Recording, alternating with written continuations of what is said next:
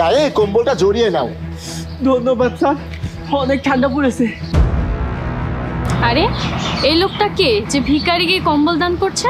তুমি কিছু খেয়েছো?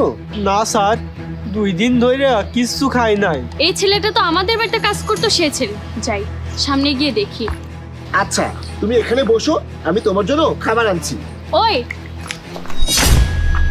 আরে সামিয়া ম্যাডাম, আপনি কেমন আছেন? আপনি চিনতে পেরেছো তো আমাকে? হ্যাঁ ম্যাডাম, চিনতে পেরেছি, কিন্তু আপনি তো ঢাকাতে থাকতেন, এখন এখানে? হ্যাঁ, আমি পরীক্ষার জন্য ঢাকাতে থাকতাম, কিন্তু এখন আমার পড়াশোনা কমপ্লিট হয়ে গিয়েছে, তাই আমি এখানে ফিরে এসেছি। ও আচ্ছা। আচ্ছা আমাকে একটা কথা বলো তো, আমার স্পষ্ট মনে আছে আমি যখন ছোট ছিলাম তখন তুমি আমাদের বাড়িতে কাজ করতে, কিন্তু তোমার কাছে এত দামি গাড়ি, এত ভালো পোশাক, কোনো লটারি পেয়েছো নাকি? হ্যাঁ ম্যাডাম, লটারি পেয়েছি। আমি যখন আপনাদের বাসায় কাজ করতাম তখন আমার পরিবারের অবস্থা খুব একটা ভালো ছিল না, আর তখন আমার ছোট ভাই লেখাপড়া করত। আমার ভাই লেখাপড়া শেষ করে নিজের পরিশ্রমে এত সব কিছু করেছে। মানুষ পরিশ্রম করলে সবকিছুই করতে পারে। হ্যাঁ এটা ঠিক। স্যার, আপনি তো আমার জন্য খাবার আনতে চাইলেন। আমি তোকে খাবার খাওয়াচ্ছি, যা ভাগ এখান থেকে।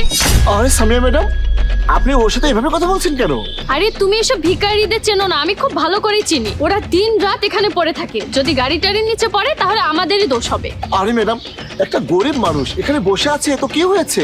শোনো, তুমি দেখো ওকে আমি কিভাবে ভাগাই। ম্যাডাম, ও তো আর আপনার বাড়ির সামনে বসে নেই যে আপনি ওকে এখান থেকে তাড়াবেন। আমি এই বাড়িতে থাকি, এই বাড়ির মালিককে আমি ভাড়া দিই, তার মানে বর্তমানে এই বাড়িটা এখন আমারই। ম্যাডাম, এই ভিখারিটা তো আপনার জায়গায় বসে নেই, তাই আপনি ওকে এভাবে এখান থেকে তাড়াতে পারেন না। আমার বাড়ির সামনে বসে আছে, আমি যা ইচ্ছা তাই করতে পারি। ম্যাডাম, আপনার বাড়ির সামনে একটা ভিখারি বসে আছে, তাহলে তো আপনার উচিত তার খেয়াল রাখা, তার খাওয়া দাওয়া, তার পোশাক আশাকে একটু সাহায্য করা। দেখ চাকর, তুই আমার বাড়ির চাকর ছিলি, তো আমার সাথে এভাবে না তর্ক করিস না। ম্যাডাম, আমি বলছি এই ভিখারিটা কোথাও যাবে না, ও এখানেই বসে থাকবে। আচ্ছা তাহলে আমিও দেখি তুই কিভাবে ওকে তাড়াতে বাধা দিস। ম্যাডাম, চিন্তা ভাবনা বদলান, নিজের মধ্যে একটু মনুষ্যত্বটা জাগ্রত করুন। ও আচ্ছা, সারা জীবন আমার বাসায় কাজ করেছিস আর এখন 2 টাকা ইনকাম করিস বলে আমার সাথে জিদ দেখাচ্ছিস?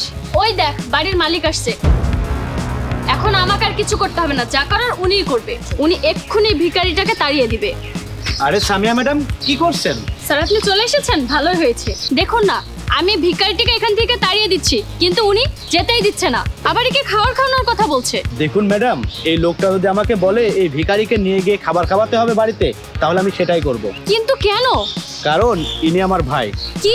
দেখ ভাই, এই ভিখারিটা এখানে বসে আছে আর উনি ওকে খাবার দেওয়ার পরিবর্তে উল্টো এখান থেকে তাড়িয়ে দিচ্ছে। সামিয়া ম্যাডাম, আপনার এসব করতে লজ্জা করে না? একটা অসহায় ভিখারি এখানে বসে আছে আর আপনি তাকে তাড়িয়ে দিচ্ছেন। আপনার সামনে পড়েছে যেহেতু আপনার তো উচিত তাকে সাহায্য করা, কারণ আপনার সাহায্য করার মতো যথেষ্ট পরিমাণে সামর্থ্য আছে। Sorry sir, this is my mistake. আমাদের প্রত্যেকটা মানুষেরই কর্তব্য মানুষের বিপদে তাকে সাহায্য করা, অসহায় মানুষের পাশে দাঁড়ানো। আর আমাদের মতো সামর্থ্যবানেরা যদি তাদের পাশে না দাঁড়ায় তাহলে কখনোই তাদের কষ্ট কেউ বুঝবে না। স্যার আমি কখনো আসলে এভাবে ভেবে দেখিনি, আই এম সো সরি। ভাই, ওকে তোল, ওকে বাড়ির ভিতরে নিয়ে গিয়ে খাবার খাওয়া নে। ঠিক আছে ভাইয়া।